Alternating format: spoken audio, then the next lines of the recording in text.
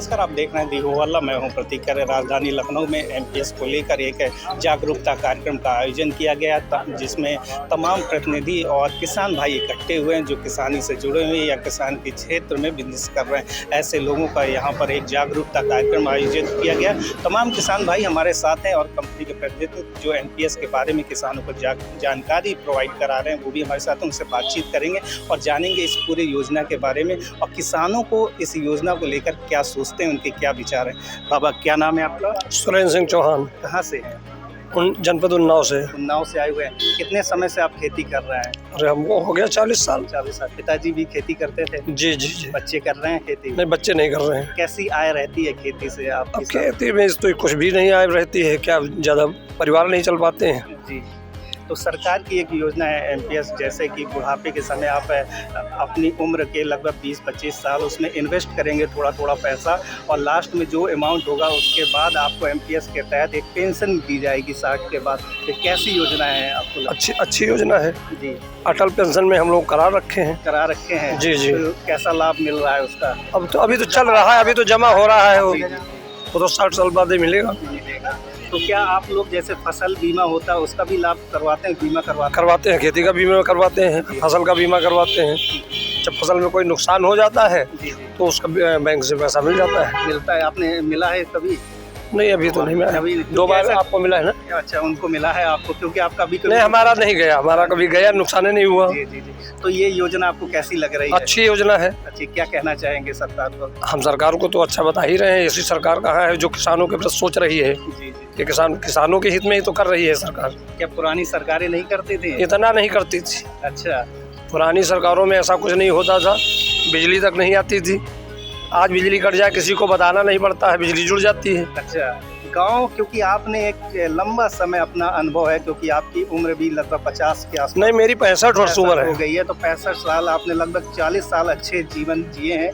तो कितना बदलाव आया पहले आपके बचपन के समय में और ग्रामीण स्तर पर, खासकर किसानी के? ग्रामीण स्तर पर इस समय आप ये है कि आप कोई भी किसान भूखों नहीं मर रहा है।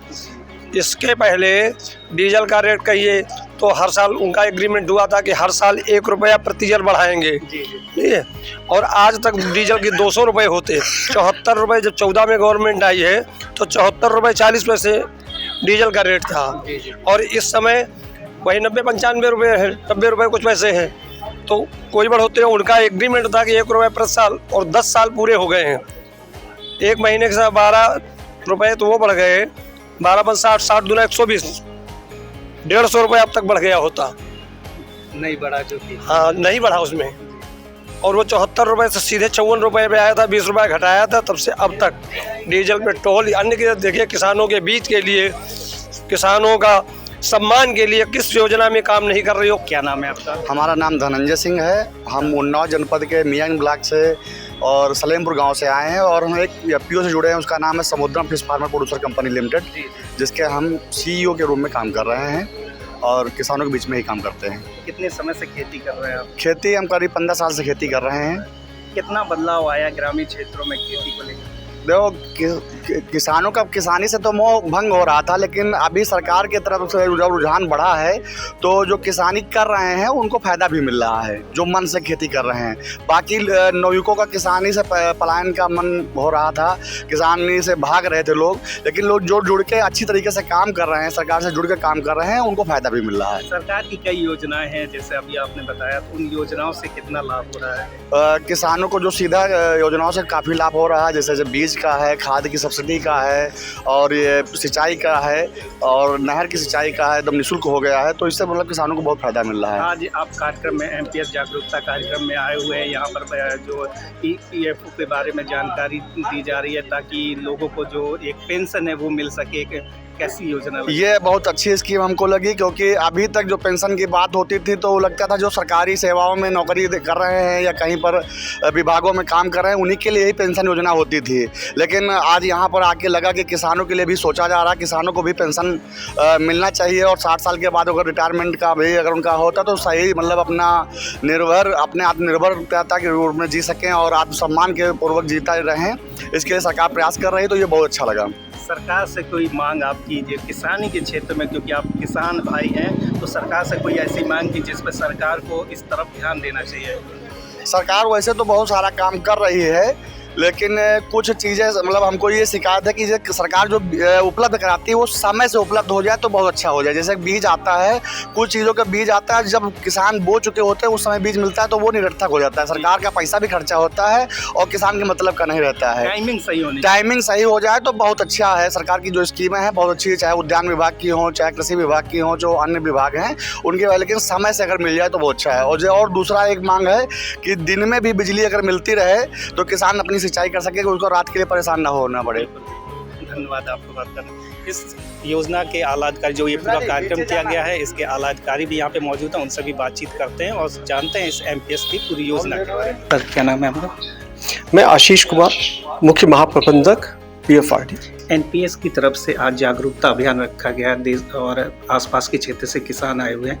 क्या कार्यक्रम है, इसकी रूपरेखा बताइए। एनपीएस है क्या, इसके बारे में थोड़ा। एनपीएस ये है कि आप अपनी वर्किंग लाइफ में जब आप कार्य करते हैं तो आप कुछ पैसे को आप जो है इन्वेस्ट करते जाइए इस स्कीम में, एनपीएस में, और 60 वर्ष तक जब वो इकट्ठी हो जाती है उस राशि से आप अपने लिए, अपनी पत्नी के लिए पेंशन की व्यवस्था कर सकते हैं, और जो भी पैसा आपका 60 साल तक इकट्ठा हुआ है वो आपके बच्चों को वापस मिल जाता है। कैसे काम करता है ये पूरी प्रक्रिया, क्या होती है? जैसे आम किसान है उसको नहीं पता होता है, उसके लिए कहाँ पर वो संपर्क कर सकता है? एनपीएस का जो वितरण है, जो इसको आप ले सकते हैं, वो आप किसी भी राष्ट्रीयकृत बैंक या रीजनल रूरल बैंक उसके माध्यम से ले सकते हैं, इवन पोस्ट ऑफिस के माध्यम से भी ले सकते हैं। क्या फसल का भी बीमा इसी के थ्रू होता है? नहीं, ये फसल बीमा से बिल्कुल डिफरेंट चीज़ है। जी, ये इन्वेस्ट किया जा सकता है? हाँ, इसमें पैसे को आपको इन्वेस्ट करना पड़ेगा। आप मासिक आधार पे इन्वेस्टमेंट कर सकते हैं, आप तिमाही आधार पर, अगर आप किसान हैं तो आप अपनी फसल के बाद जो भी आपकी सेविंग्स होती है उस पैसे को आप इन्वेस्ट करते जाइए। अगर आपकी उम्र 25 साल है तो अगले 35 साल तक आप उसको छमाही आधार पे इन्वेस्ट करते जाइए, और 60 साल में जो भी पैसा इकट्ठा होता है उसके आधार पर आपको पेंशन, आपको, आपकी वाइफ को और आपके बच्चों को वो पैसा सारा का सारा वापस भी मिल जाएगा उन दोनों के नहीं रहने के बाद। एक चीज़ समझना चाहूँगा आपसे, क्योंकि किसान है उसकी जो आय होती है वो कृषि पर निर्धारित होती है, और कृषि जरूरी नहीं है क्योंकि मौसम पर आधारित होती है आजकल ग्रामीण स्तर पर, क्योंकि परंपरागत खेतियाँ हो रही हैं, तो उसमें आय तो एक निश्चित अमाउंट नहीं होता है। तो उसमें क्या कुछ ऐसा प्रावधान है कि हर महीने इतना अमाउंट जमा करना, या बीच में किसी महीने नहीं जमा कर पा रहा, कुछ चुनौतियाँ आ गई, तो इसको कैसे, थोड़ा सा इस बारे में जान? नहीं, ऐसी कोई भी बात नहीं है। अगर आप उसको नियमित रूप से देंगे तो बहुत अच्छा रहेगा, क्योंकि आपका जो धनराशि है वो ज़्यादा इकट्ठा होगी। लेकिन ऐसी कोई पाबंदी नहीं है कि अगर आपने 12 महीना पैसे जमा नहीं किए या आपका कहीं पर 1 साल पैसा जमा नहीं हो पाया तो आपका खाता बंद हो जाएगा, ऐसा कुछ भी नहीं है। आप उस खाते को लगातार 60 साल तक उसमें इन्वेस्टमेंट कर सकते हैं। तो जो पैसा आपको मिलेगा लास्ट में, वो क्या जो अमाउंट फिक्स होगा उसके आधार पर निर्धारित होगी पेंशन, कैसे? हाँ, जो भी पैसा, अगर मान लीजिए आपका पैसा 50 लाख रुपए इकट्ठा हो गया तो उस 50 लाख पर आपको लाइफ इंश्योरेंस कंपनी वो बताएंगी कि आपको कितनी पेंशन मिल सकती है, और उसके आधार पे आप मासिक पेंशन आपको मिलेगी। इसकी चुनौतियाँ क्या है, क्योंकि हर चीज़ के लाभ होते हैं तो कुछ चुनौतियाँ भी होती हैं। चुनौतियाँ ये है कि जो है आज की डेट में किसानों के लिए बचत करना एक अपने आप में काफ़ी चैलेंजिंग है, लेकिन अगर हम इसकी प्रॉपर प्लानिंग करें तो हम कर सकते हैं, क्योंकि हम अपने बाकी दायित्वों के लिए काफ़ी सजग रहते हैं। जैसे हमें बच्चों को पढ़ाना है, लिखाना है, हम उसके लिए बचत करते हैं, हम उनकी शादी के लिए बचत करते हैं, हम अपने घर मकान के लिए बचत करते हैं, लेकिन जो सबसे इम्पॉर्टेंट चौथी चीज़ है उसके लिए हम बचत नहीं करते हैं। ये सोचते हैं कि हमारे बच्चे हमको शायद हमारे बुढ़ापे में काम आएंगे, पर आज की डेट में जो हाल है कि गाँव के बच्चे माइग्रेंट वर्कर होकर के वो बड़े बड़े शहरों में अपनी जॉब ढूंढ रहे हैं, और वो अपनी ज़िंदगी के चैलेंजेस को खुद ही फेस कर रहे हैं। तो कई बार ऐसा नहीं कि उनकी नीयत नहीं है आपको देने की, कई बार उनकी स्थिति नहीं होती है कि वो आपको दे पाएँ। इसलिए आपको अपनी व्यवस्था स्वयं करनी चाहिए। अंतिम और लास्ट पे आपसे यही है कि मैं जानना, किसान भाइयों को क्या संदेश देना चाहते हैं कि आपके द्वारा? किसान भाइयों को मेरा यही संदेश है, जैसे कि हमारी इस जो है कार्यक्रम की रूपरेखा जो बनी है वो यही कि बीज एनपीएस का, फसल पेंशन की, यानी कि जैसे आप बीज डालते हैं और आपको बाद में 6 महीने के बाद आपको एक फसल मिलती है, वो जो कि बीज से कहीं ज़्यादा होती है। तो उसी तरह अगर आप एनपीएस में इन्वेस्टमेंट करते हैं, थोड़ा थोड़ा इन्वेस्टमेंट करते जाइए, ताकि जब आपका बुढ़ापा आए तो आपको एक भरपूर पेंशन मिल सके। Thank you.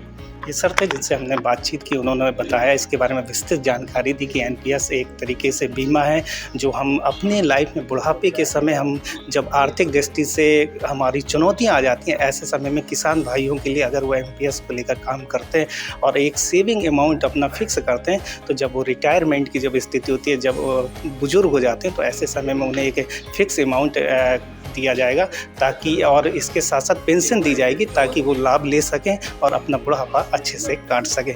कैमरामैन उमेश के साथ प्रतीक खरे, दी होगा।